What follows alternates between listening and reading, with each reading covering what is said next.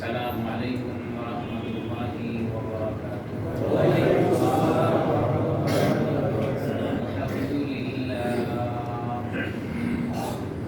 الحمد لله نحمده ونستعينه ونستغفره ونؤمن به ونتوكل عليه ونعوذ بالله من شرور أنفسنا ومن سيئات أعمالنا من يهده الله فلا مضل له ومن يضلله فلا هادي له ونشهد أن لا إله إلا الله وحده لا شريك له ونشهد أن سيدنا وسندنا ومولانا محمدا عبده ورسوله الذي أرسله بالحق بشيرا ونذيرا وداعيا إلى الله بإذنه سراجا وقمرا منيرا أما بعد فقد قال تعالى في كلامه المجيد وفرقان الحميد فأعوذ بالله من الشيطان الرجيم بسم الله الرحمن الرحيم قد أفلح من زكاها وقد خاب من دساها وقال سبحانه وتعالى في كلامه المجيد وموضع آخر الشيطان يعدكم الفقر ويأمركم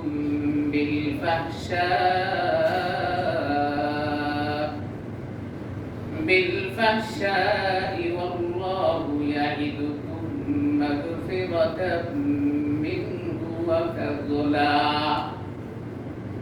وقال رسول الله صلى الله عليه وسلم المؤمن يأكل مع الغائب والكافر يأكل في 7 أمعاء أو كما قال النبي عليه الصلاة والسلام وقال سبحانه وتعالى في شان حبيبه ومحبوبه ومعشوقه مخبرا وآمرا إن الله وملائكته يصلون على النبي يا أيها الذين آمنوا صلوا عليه وسلموا تسليما اللهم صل على محمد وعلى آل محمد كما صليت على إبراهيم وعلى آل إبراهيم إنك حميد مجيد اللهم بارك على محمد وعلى آل محمد كما باركت على إبراهيم إنك حميد مجيد قال ربك دار مرد حال شاو قال ربك دار مرد حال شاو پیش مرد کامل بامال شاو لا إله إلا الله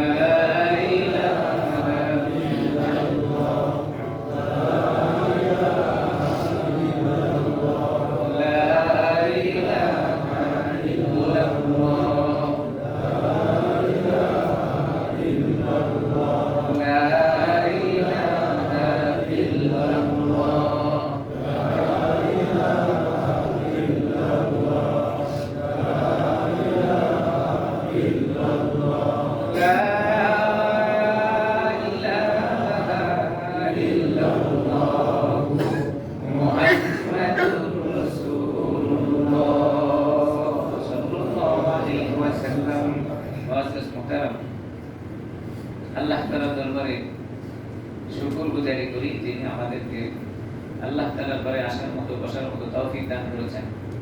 সুস্থতার সাথে আল্লাহর গোলামি করার সুযোগ পেয়েছি, এজন্য জবান তুলে সকলে বলি আলহামদুলিল্লাহ। বড় নিয়ামত হলো সুস্থতা, বড় নিয়ামত হলো সুস্থতা। মানুষ সুস্থতা কামনা করে, বুঝে যিনি অসুস্থ আছেন তিনি। আরবি ভাষায় বলে কদরে নিয়ামত বাদে জাওয়াল। যতক্ষণ সুস্থতা আছে ততক্ষণ সুস্থতা আমি বুঝি না, অসুস্থ হলে বোঝা যায় সুস্থতা কি দাম। এটা আরবি প্রবাদে বলে কদরে নিয়ামত বাদে জাওয়াল। যে সমস্ত নিয়ামত আমার কাছে আছে আল্লাহ তাআলার দেওয়া, এগুলো যতক্ষণ আছে ততক্ষণ এটার মূল্যায়ন করতে চাই না, যখন এটা চলে যায় তখন এটার মূল্য কত বুঝে আসে। কবিতার ভাষায় এমন বলেছেন যে যখন দাঁত মানুষের সাথে থাকে এটার মূল্য কত বুঝে আসে না, পড়ে গেলে বুঝে আসে দাঁতের মূল্য কত। বাতের নিয়ামত বাদে জাওয়াল। কি নিয়ামত আল্লাহ তাআলা দান করেছেন দাঁতকে। যার দাঁত নেই উনি যদি আমাকে সারা দিন বয়ান করেন যে দাঁত না থাকলে এই অসুবিধা এই অসুবিধা, আমার মাথায় কাজ করবে না, কারণ আমার তো আছে, আমার আছে। যার চোখ নেই, আপনি একবার চোখটাকে বন্ধ করে 2 মিনিট হাঁটেন, বুঝে আসবে তার চোখ নেই, কি অবস্থায় সে আছে। এজন্য কদরে নিয়ামত বাদে জাওয়াল। এখনো কথা বলতে পারি, কি নিয়ামত আল্লাহ তাআলা দিয়েছেন। আমার মনের ভাষা আমি আপনাকে বুঝাতে পারছি, আমার মনের কথাগুলো আমি আমার বন্ধু বান্ধবকে, আমার পরিবার বর্গকে বুঝাতে পারছি, কিন্তু যে বলতে পারে না কি কষ্ট তার অন্তরের ভিতরে। এজন্য ভাই শুকরগুজারি হবে আল্লাহ তাআলা। কৃপণতা করি, এখনো মানুষের মন, দিল, অন্তর, জবান কৃপণতায় ভরপুর, এত নিয়ামত পাওয়ার পরে। এজন্য শুকরগুজারি কার ভাই? আল্লাহ। জবান খুলে বলি আলহামদুলিল্লাহ। আল্লাহ বেশি খুশি হবে, বেশি খুশি হবে বান্দা নিয়ামত পাওয়ার পরে আমার শুকরগুজারি করে। কত রকমের নিয়ামত আল্লাহ তাআলা দিয়েছেন। জান্নাতি নাজ নিয়ামত দুনিয়াতেও আল্লাহ দিয়েছেন, যদিও জান্নাতের হুবহু নাই, নমুনা। এই সমস্ত বিষয় আল্লাহ তাআলা জান্নাতে দিবেন, তার কিছুটা নমুনা আল্লাহ তাআলা দিয়েছেন।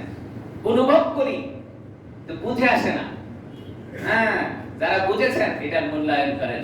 কবির ভাষায় বলেন قال ربك زار مرد حال شاو قال ربك زار مرد حال شاو পেশ মর্দে কামেলে পামাল শাও।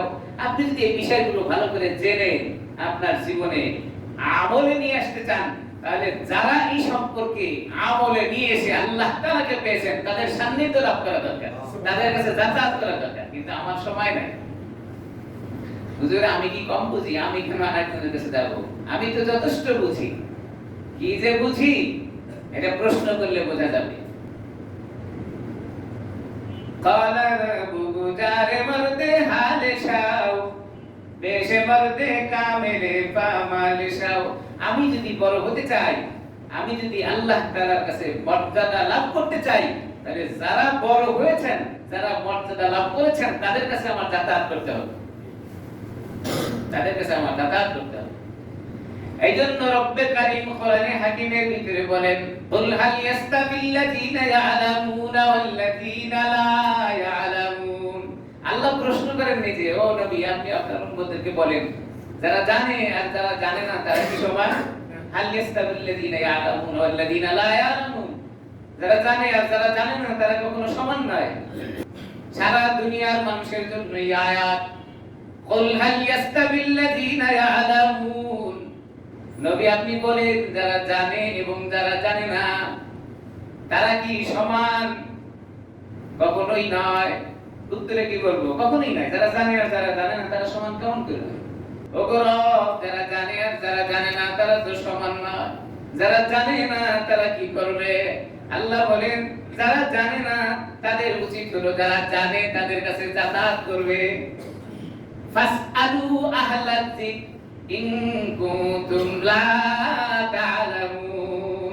আল্লাহ জবাব দিয়েছেন বলছেন ওগো নবীজি যারা জানে না এদের কাজ হলো যারা জানে তাদের কাছে যাবে আলারা বুজারে মরদে হাল শাও দেশে মরদে কামিলে বা মাল শাও कुछ तो बेशुम क्या तसद्दु कुछ करुम हस्सा उनका रफ्ता रफ्ता मेरी सूरत उनकी सूरत बन गई জীবনটা আমার ধ্বংস হয়ে গেল কিন্তু আমি জিজ্ঞেস করতে পারলাম না যা জানি তার উপরে আমার জীবন চলে সূরা ফাতিহা আমি তেলাওয়াত করতে পারি না যা পারি তা দিয়ে আমার জীবনটা শেষ করে দিলাম কোনোদিন জিজ্ঞেস করি না নামাজের ভিতরে 14টি ওয়াজিব আদায় করতে হয় আমি জানি কিনা যারা জানে তাদের কাছে গেলে বোঝা যাবে কিন্তু আমি কোনোদিনও জিজ্ঞাসা করি না নামাজের জন্য 13টি ফরজ আদায় করতে হয় বাহিরে 7টি এবং ভিতরে 6টি জিজ্ঞাসা করলে 90% মানুষ বলতে পারবো না নামাজের বাহিরে আর ভিতরে ফরজ কয়টি কিন্তু কোনোদিনও জিজ্ঞাসা করে না চলছে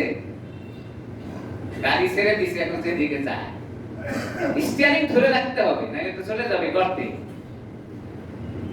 গর্তে চলে যাবে कुछ दबेशम क्या तसद्दुक कुछ कौम अज़ाम का रफ्ता रफ्ता मेरी सूरत उनकी सूरत बन गई এমন হলাম কেন এমন হওয়ার পিছনে আল্লাহ তাআলা বলেন এমন হওয়ার পিছনে কারণ হলো শয়তান তোমাদের ধোঁকা দেয় আল্লাহ বলেন আশ-শাইতানু ইয়াইদুকুমুল ফাকরা আল্লাহ বলে শয়তান তোমাদের কাছে কিছু কাজের ধোঁকা দিতে থাকে তুমি যদি কাজকর্ম বাদ দিয়ে নামাজের জন্য দৌড়াও তোমার কাজ কম হয়ে যাবে তুমি তো গরিব হয়ে যাবা আল্লাহ শোনালেন কি বলে শয়তান কয় আশ-শাইতানু ইয়াইদুকুমুল ফাকরা বান্দা তুমি নামাজের জন্য যাইবা সময় নষ্ট হচ্ছে তো সময় নষ্ট হয়ে গেলে ইনকাম কমে যাবে তুমি গরিব হয়ে যাবে গরিবের ভয় দেখায় শয়তান দেখেন তো মনের সাথে একটু মিলান আল্লাহর কথার সাথে মিল আছে কিনা শয়তান এমনটি বলে আমাকে আর আপনি যাইও না এখন কাজ বাদ দিয়ে তুমি নামাজে যাচ্ছ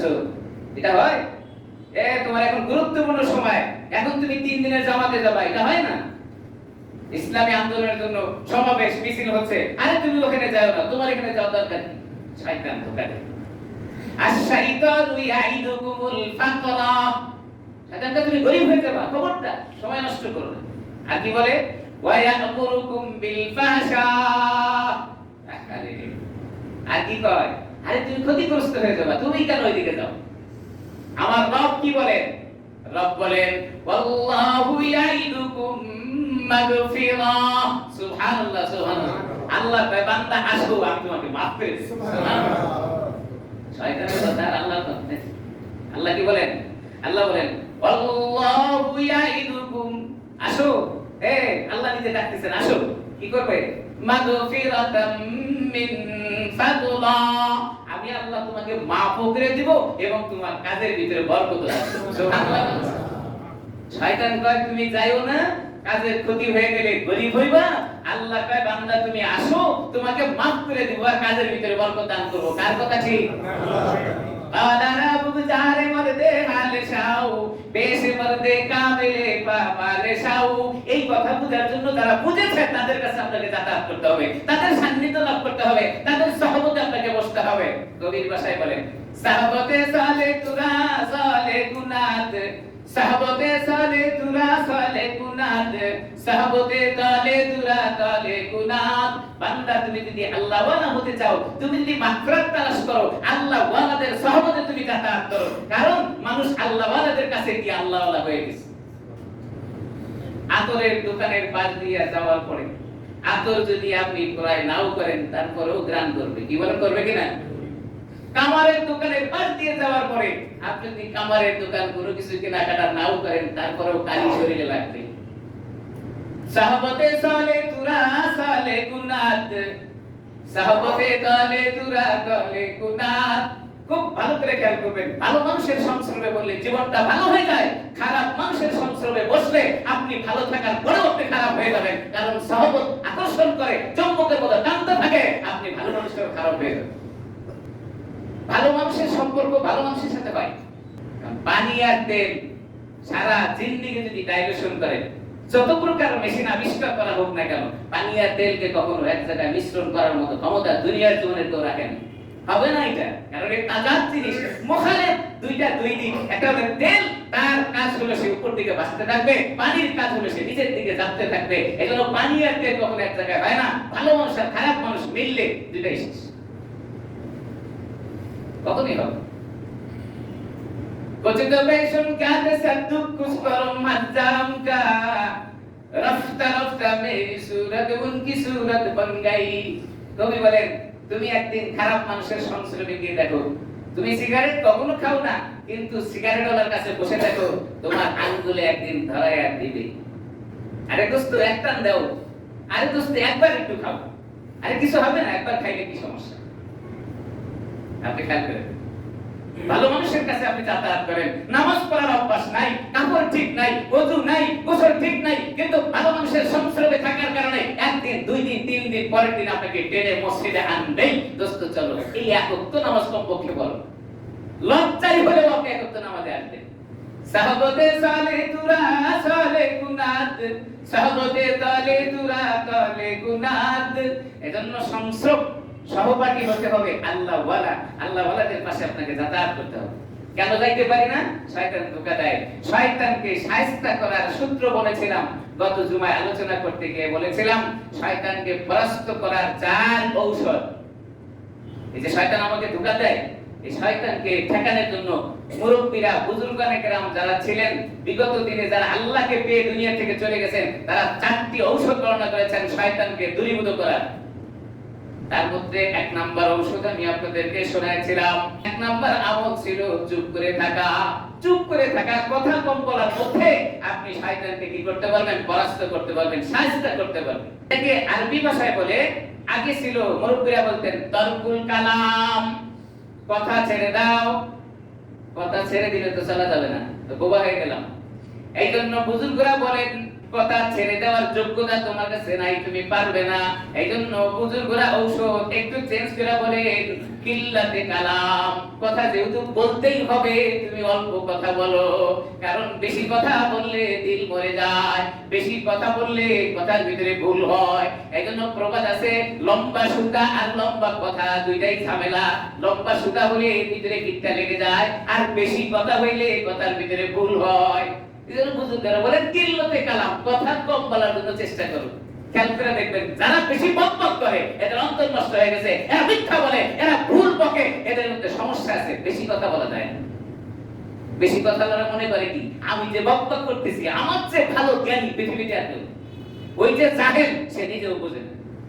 2 নাম্বার আগে লিখেছিলেন তারকুল মাল আনাম, মানুষের সাথে সম্পর্ক মেশা এটা কম করা, এটা বন্ধ তো করা যাবে না। এইজন্য কিল্লতে খেলাফে মাল আনাম, মানুষের সাথে যদি মিশতেই হবে, মেশাটা একটু কম।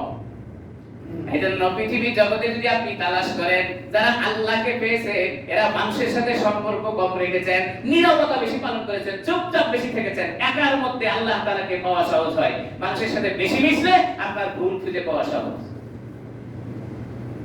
আপনি যখন মানুষের সাথে বেশি মিশবেন, তা আপনার ভুলগুলো খুঁজে পাওয়া সহজ। এইজন্য আল্লাহর ওলিরা ময়দানে সময় কম দেন, এরা ঘরের ভিতরে বেশি থাকেন। ময়দানে সময় দেওয়ার সময় হলে তখন সময় দেবে, কিন্তু তারা ঘরের মধ্যে বেশি থাকেন। 3 নাম্বার তারকুল মানাম, ঘুম কমানো। 4 নাম্বার হলো তারকুত তুআম, খানা তো ছেড়ে দেওয়া যাবে না।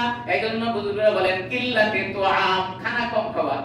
হযরতে আবু সাঈদ গাঙ্গাহি রাহমাতুল্লাহ আলাইহি,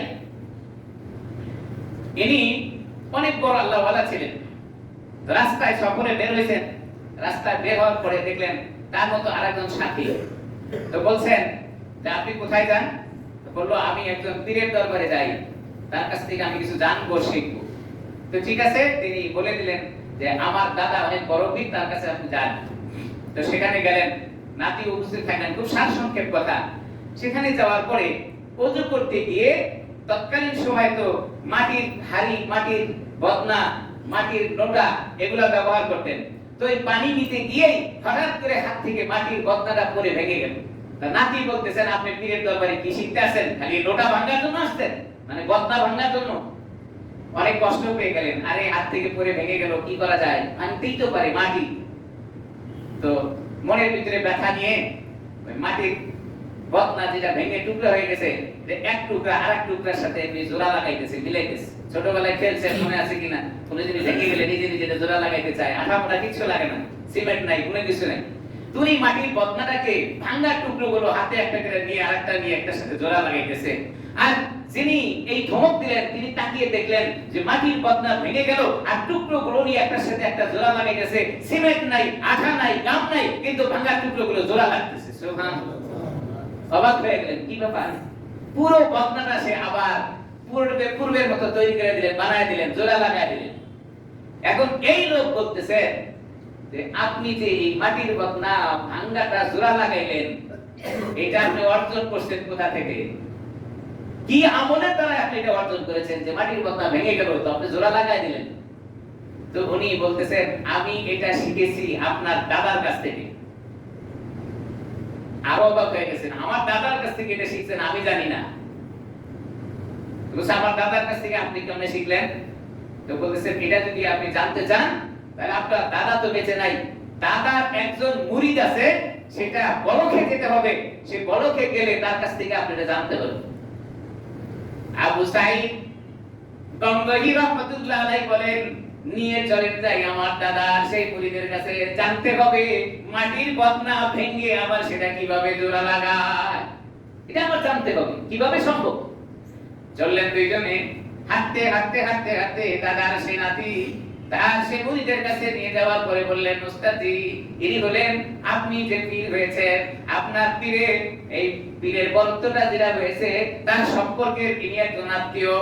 তিনি কি করলেন সম্মানের জন্য, খুব সারসংক্ষেপ, সম্মানের জন্য তাকে একদম শাহী ব্যবস্থা করে দিলেন, সম্মান দেখাইলেন। হ্যাঁ এত দূর থেকে চলে আসেন, কিছু আছে, ভালো বিছানা, ভালো থাকা, ভালো খাবার, সবকিছু চলে গেল। 3 দিন পার হওয়ার পরে বলতেছেন উস্তাদজি আমি তো এখানে মেহমানদারি নেওয়ার জন্য আসিনি, আমি এসেছি আপনার কাছ থেকে কিছু নেব, আমার দাদার কাছ থেকে আপনি যা পেয়েছেন সেটা সংগ্রহ করার জন্য আপনার কাছে আসছি।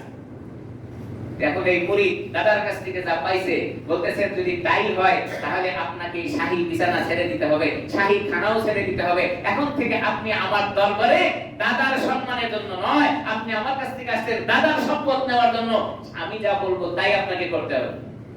ঠিক আছে ওস্তাদজি তাই করুন। এবার ওই পীর সাহেব বলে দিলেন ওই যে দূরে দেখা যায় ওয়াশরুম, ওই ওয়াশরুম তৎকালীন সময় তো আমাদের মতো ওয়াশরুম না, ঘরের ভিতরেই সবকিছু, কোনদিন বন্ধ হয় না, কিছুই হয় না। আর আগের যুগের ওয়াশরুম কোথায়? ওই বাজারের নিচে। এখন আমি মাঝে মধ্যে বলি শান্তি দূর হয়েছে কেন? আগে মানুষের ঘরে খাইতো, বাইরে ফালায় দিত, আর এখন মানুষ বাইরে খায়, ঘরের ভিতরে ফালায়, এই জন্য শান্তি দূর হয়ে গেছে। মানুষ বাইরে খায় আর ঘরে ফালায়, বাবা ঘরে খায় বাইরে ফালানোর কথা ছিল, কিন্তু এখন বাইরে খায় ঘরে ফালায়। হাসবে কিছু কথা বাস্তবতার সাথে মিলায়। মানুষের দিল সংকীর্ণ হয়েছে কেন? গ্রামের মানুষের দিল প্রশস্ত, মানুষ খোলা জায়গায় থাকে, মানুষের ঘরবাড়ি কাঁচা, দিলও কাঁচা। শহরের মানুষের দিল কঠিন হয় কেন? পাকা অট্টালিকার ভিতরে থাকতে থাকে, পাকা অট্টালিকার মতো দিল পাকা হয়ে গেছে, যার কারণে তাদের কাছ থেকে কোনো কিছু পাওয়া যায় না। দিল সংকীর্ণ হয় কেন? ছোট জায়গার ভিতরে, সংকীর্ণ জায়গার ভিতরে, কনজাস্টেড জায়গার ভিতরে বসবাস করতে করতে দিল কনজাস্টেড হয়ে গেছে। মিলা আপনি যখন গ্রামে ছিলেন তখন আপনার অবস্থা এখনকার অবস্থা একটু মিলান। আপনার বাবা যখন গ্রামে থাকতেন, আপনার দাদা যখন গ্রামে থাকতেন, সেগুলোর সাথে আপনি মিলান। আমার ভাইরা ওয়াশরুম কোথায়? ওই দূরে। তো পেশাব বলছেন ওই যে দূরে ওয়াশরুম দেখা যায়, তুই ওয়াশরুমের দরজার সামনে গিয়ে বসে থাকো, তুমি আমার কোনো বয়ান শুনবা না, আমার কোনো নসিহত শুনবা না, আমি যখন তোমাকে বলবো আমার কাছে আসতে তখনই আসবা, এছাড়া ওই জায়গা থেকে তুমি লড়তে পারবা।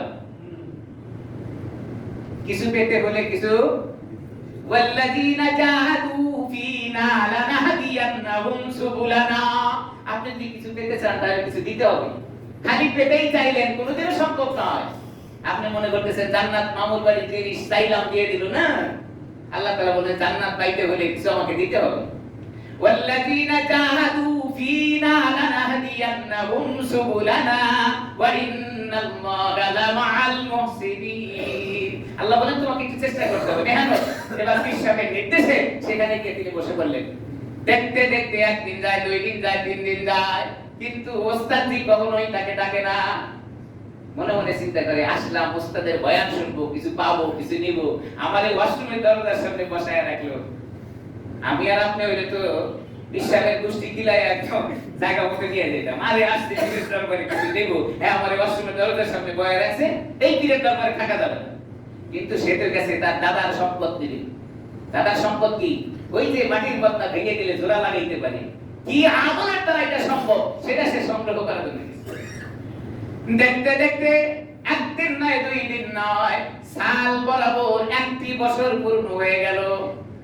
1 বছর পরে বিশ্বাস চিন্তা করলেন তার ধৈর্য কতটুকু হয়েছে, আমার কাছ থেকে তার দাদার সম্পদ নিতে চায়, তার দিলটা কতটুকু ফ্রেশ হয়েছে পরীক্ষা করার জন্য এবার ওয়াশরুম পরিষ্কার করে যেটাকে মেথড বলে, মেথড, এই মেথডকে ডেকে বলে, ও মেথড, তুমি যখন ওয়াশরুমগুলো পরিষ্কার করবা, ওই যে ওয়াশরুমের সামনে যিনি বসে আছে তোমার ওই ময়লাগুলো তার নাকের ডগার সামনে দিয়ে নিয়ে যাইবা।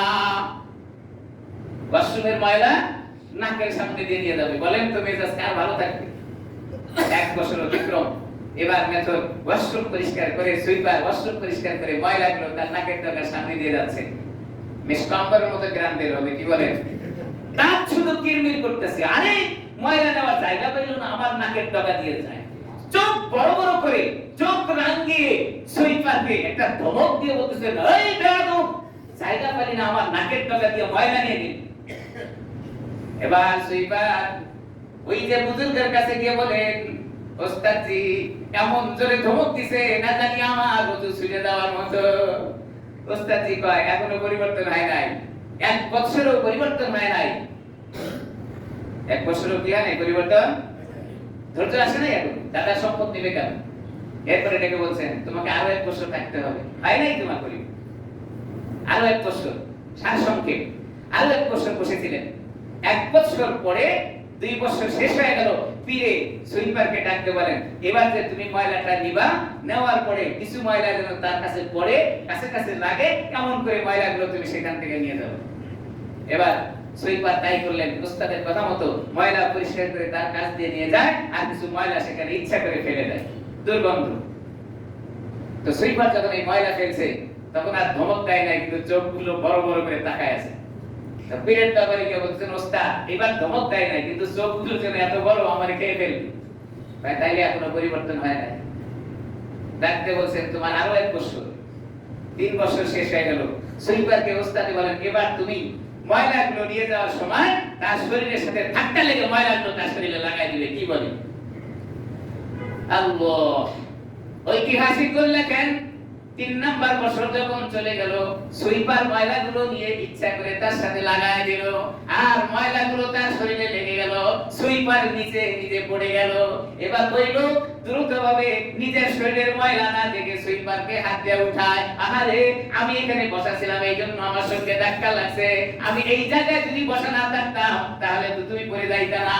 এবার সুইপারকে উঠায় আর নিজের কাপড় দিয়ে তার শরীরটাকে মোছায়া দেয়। যে লোক চোখ বড় করে খেয়ে ফেলবে সেই লোক উঠে সুইপারের শরীরের ময়লা পরিষ্কার করে দেয় নিজের জামা দিয়ে। সুইপার ওস্তাদের কাছে গিয়ে বলেন, ওস্তাদজি কি আর বলবো, আমি তো ইচ্ছা করে সেখানে পড়ে গিয়েছিলাম, শরীরের ভিতরে ময়লা লেগেছে, আমার শরীরেও ময়লা লাগলো। তিনি দৌড়িয়ে আমাকে উঠায়া বলেন, আরে আমি যদি এই জায়গায় বসা না থাকতাম তাহলে তুমি পড়ে যাইতা না। আমার শরীরের ময়লাগুলো তার জামা দিয়ে মুছায়া দেয় আর আফসোস করে। ওস্তাদ বলে, এইবার পরিবর্তন হয়েছে, এবার পরিবর্তন হয়েছে। ডাকছে, যাও যাও, তোমার দাদার সম্পদ আমার কাছে যা ছিল এটা তুমি পেয়ে গেলে, আমি তোমারে দিয়ে দিলাম। ওই যে সাইদ গঙ্গোহী বলেছিল যে এই সম্পদ তুমি কোথায় পাইলা, তার দাদার কাছ থেকে পেয়েছে। তার দাদা কি আমল তারে দিলেন, এখন ওই ব্যক্তি যেখানে গিয়ে যা বলেন সব পরিপূরণ হয়ে যায়। ভাঙ্গা বদনা পড়ে গেছে, হাত দিয়ে লাগায় দিলে জোড়া লেগে যায়। হ্যাঁ, যানবাহন নষ্ট হয়ে গেছে, কিচ্ছু করতে হয় না, হাতটা লাগায় দিলে সেটা ভালো হয়ে যায়। কেমন হয়েছে? ধৈর্যের কারণে, সবরের কারণে, একাকিত্ব থাকার কারণে, নীরবে থাকার কারণে। হাজারো ঘটনা এরকম প্রমাণ করে, মানুষ যখন নীরবতা অবলম্বন করে, একাকিত্ব জীবন যাপন করে, আল্লাহ তাআলা তাকে এইভাবে দান করে দেন। তাহলে 2 নাম্বার আমল কি বলছিলাম, মানুষ কি বলবে? নীরবে থাকবে, মানুষের সাথে সম্পর্ক কম রাখবে, একাকী থাকার জন্য চেষ্টা করবে।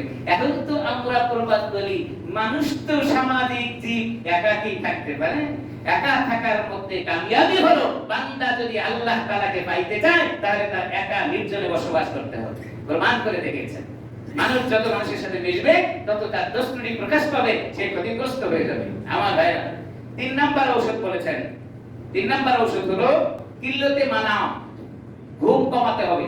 ঘুম আগে ছিল তারকুল মানাম, ঘুম পালাই যাবে না। আল্লাহ ওয়ালারা কম ঘুমাতেন, যেহেতু ঘুম না পেরে আমরা থাকতে পারবো না, এই জন্য সিস্টেম চেঞ্জ করে বলছেন কিল্লতে মানাম, ঘুমটা পারো কিন্তু কম করে পারো। এই জন্য কোরআনে কারিমের ভিতরে আয়াত আল্লাহ তাআলা নাযিল করেছেন রাসূলের উপরে। সূরাতুল মুজাম্মিল আল্লাহ তাআলা নবীকে শোনায় দেন, ইয়া আইয়ুহাল মুজাম্মিল কুমিল লাইলা। নবীর উপরে আয়াত দিয়ে বলেন, ওগো নবীজি আপনি ওঠেন, ওঠেন। কি সুন্দর করে বলেন, ইয়া আইয়ুহাল মুজাম্মিল, ও কম্বলওয়ালা, ও চাদরওয়ালা, আর ঘুমায়েন না, এবার আপনি ওঠেন। নবীকে আল্লাহ তাআলা ডাকছেন, উঠেন।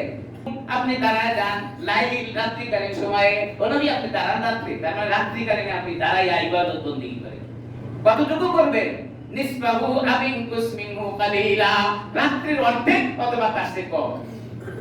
আয়াতের ব্যাখ্যায় এসেছে মুফাসসিরিন کرامরা বলেন, আকায়ে নামদার জনাবে মুহাম্মদুর রাসূলুল্লাহ সাল্লাল্লাহু আলাইহি সাল্লামের উপরে এই আয়াত আসার পরে তিনি এত পরিমাণ রাত্রিকালীন সময়ে দাঁড়িয়ে নামাজ পড়েছেন, পা মোবারক ফুলে গেল। আল্লাহ আয়াত নাযিল করে বলেন, ওগো নবীজি আপনি দাঁড়ান, কিন্তু এত পরিমাণ না যে আপনি অসুস্থ হয়ে যাবেন। নিসবাহু আবিন কুসমিনহু কালিলা, রাতের অর্ধেক অথবা তার চেয়ে কিছু কম, সারা রাত না।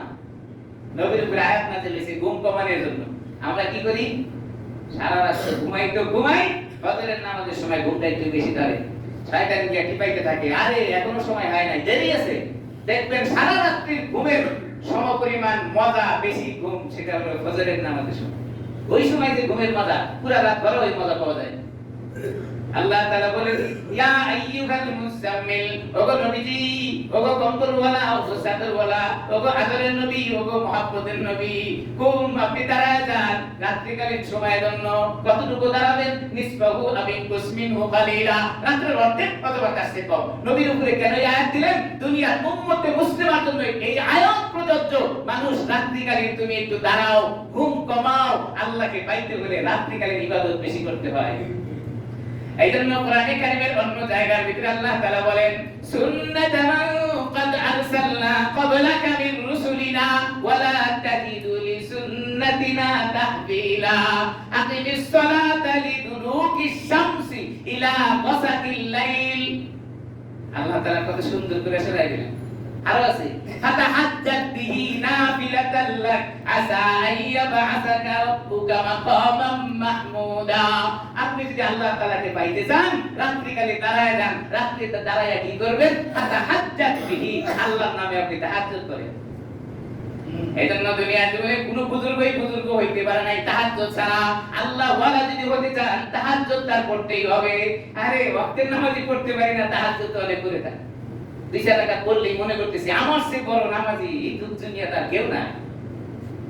তাহাজ্জুদ ছাড়া কেউ বুজুর্গ হইতে পারে নাই। আল্লাহ তাহাজ্জুদের ব্যাপারে আয়াত নাযিল করেছে, সবচেয়ে গুরুত্বপূর্ণ ইবাদত। তাই আল্লাহ তাআলা নবীর উপরে আয়াত নাযিল করেছেন কেন? ঘুম কমানোর জন্য। বুজুর্গরা বলেন, যার ঘুম যত কম তার ইবাদতে তত বেশি মজা। হুজুর রাতে 6 ঘন্টা, দিনে 8 ঘন্টা, 14 ঘন্টা ঘুমাই, তাই শরীর কুলায় না। হুজুর না ঘুমায়া শরীর কেমনে করবে? বিশ্বব্যাপী সবচেয়ে মানুষের নামে পরিচিতি ইমামুল আজম, বিশ্ব ইমাম, যার নাম হলো হযরতে ইমাম আবু হানিফা নুমান বিন সাবিত। নাম আপনারা শুনেছেন, জানেন। তার আসল নাম নুমান বিন সাবিত, আমরা বলি আবু হানিফা।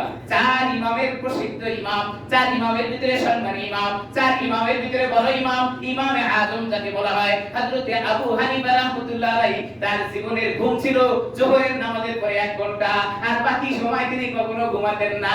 দিনে যোহরের পরে শুধু 1 ঘন্টা ঘুমাতেন। এটাকে ইসলামের ভাষায় কাইলুলা বলে।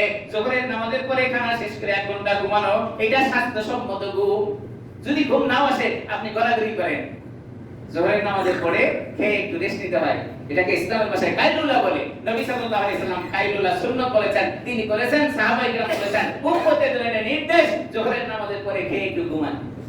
ঘুম যদি না আসে একটু গড়াগড়ি করেন, হজমে সুন্দর হবে, শরীর স্বাস্থ্য ভালো থাকবে। এখন আমরা জোহরের নামাজের পরে খাওয়া দাওয়া করে টিভির সামনে বসে গল্প গুজব করি, মোবাইল যার আছে সে তো দেখে। আয়াত নাযিল হয়েছে ঘুম কমানোর জন্য। ঘুম কম হলে কি হবে? স্বাস্থ্য ভালো থাকবে। আর আমরা বলতেছি ঘুম বেশি হলে ভালো থাকবে। রিসার্চ করে দেখা গেছে স্বাস্থ্য যাদের ভালো আছে তারা সর্বোচ্চ 6 ঘন্টা ঘুমাবে। শিশুদের জন্য 8 ঘন্টা ঘুম, এটা হলো পারফেক্ট ঘুম, শরীরের জন্য ভালো 6 ঘন্টা, শিশুদের জন্য 8 ঘন্টা। বড় মানুষের জন্য, বয়স্ক মানুষের জন্য 6 এর উপরে ঘুমাইলে তার শরীর খারাপ হয়। ঘুম খাওয়া এটা যত আপনি বাড়াতে চাবেন ততই বাড়তে থাকবে। আপনি খাওয়া যত বেশি খাইতে যাবেন আরো বেশি খাইতে ইচ্ছা করবে, ঘুম যত বেশি পারবেন আরো বেশি ঘুমাতে ইচ্ছা করবে। দেখবেন ঘুমাইতে ঘুমাইতে শরীর দুর্বল হয়ে গেছে, আর শরীর ওঠে না, আরো ঘুমাইতে মন চায়। সর্বশেষ যেটা যে তরকত আম, খানা ছেড়ে দিতে হবে। খানা ছেড়ে দিলে বাঁচবো কেমনে? প্রবাদ কথা, মানুষ খাওয়ার জন্য বাঁচে না বেঁচে থাকার জন্য খায়? এই প্রশ্নের জবাব কেউ দিতে পারবো না। মানুষ কি খাওয়ার জন্য বাঁচে না বেঁচে থাকার জন্য খায়? কোনোটাই না। বেঁচে থাকার জন্য খায় না, খাওয়ার জন্য বাঁচে না। যদি খাওয়ার জন্যই বাঁচতো তাহলে অনেক মানুষ আছে খায় কিন্তু মরে কেন? ঔষধ খায় যদি মানুষ ভালো হয়ে থাকতো, মরতো না, তাহলে ডাক্তাররা জীবন। তাহলে বোঝা গেল খাওয়ার জন্য মানুষ বাঁচে না, বাঁচার জন্য মানুষ খায় না। প্রয়োজন অতটুকু এই জন্য খেতে হয়। এখন খানা কমাতে হবে। তারপর খানা ছেড়ে দিলে চলবে না। তাহলে কাজটা কি? কিল্লতে তোয়াম, খানা কম হতে হবে। বুজুর্গরা খানা কম করে খাইতেন। সবচেয়ে বড় নমুনা হলো আমাদের নবী, যার উপরে সওমে বিসাল জারি ছিল। নবী আকরাম সাল্লাল্লাহু আলাইহি সাল্লাম সওমে বিসাল করতেন। সওমে বিসাল কি? লম্বা আলোচনা হয়ে যাবে। সওমে বিসাল অর্থ হলো লাগাতার রোজা রাখা, যেটা উম্মতের জন্য নয়। সওমে বিসাল উম্মতের জন্য নয়, একমাত্র নবীর উপরে এটা ছিল, তিনি লাগাতার রোজা রাখতেন। মুফাসসির ইকরামরা বলেন সওমে বিসালের সময় দুনিয়ার কোনো খানা নবী খান নাই। সওমে বিসালের সময় আল্লাহ তাআলা জান্নাতি খাবার নবীকে খাওয়াইছেন। সুবহানাল্লাহ। এজন্য কোনো মানুষ যদি এখনো সওমে বিসাল চিন্তা করে, যদিও নিষেধ, কিন্তু যদি কোনো ব্যক্তি চিন্তা করে, আল্লাহ তাআলা গায়বী খাবার তার অন্তরে দিয়ে দিবেন। সুবহানাল্লাহ। গায়বী খাবার দিয়ে দিবেন। খাইলেই পেট ভরবে এরকম নয়। যদি তাই হয়, নমুনা হলো আপনারা যারা আরব দেশে গিয়েছেন, উট আর দুম্বার খাবার কি? ঘাস নাই। এখন কিছু কিছু ঘাস আছে, দেখবেন মরুভূমি জায়গার ভিতরে হাজার হাজার উট, হাজার হাজার দুম্বা পাথর চাটে। পাথরে কিছু আছে? আপনি আপনার ব্রেনকে জিজ্ঞাসা করেন পাথরে কিছু পাওয়া যাবে কিনা। কিন্তু আল্লাহ তাআলা পাথরের ভিতরে এমন গেজার খাদ্য রেখেছেন, উট পাথর চাটলেই পেট ভরে যায়। সুবহানাল্লাহ, সুবহানাল্লাহ।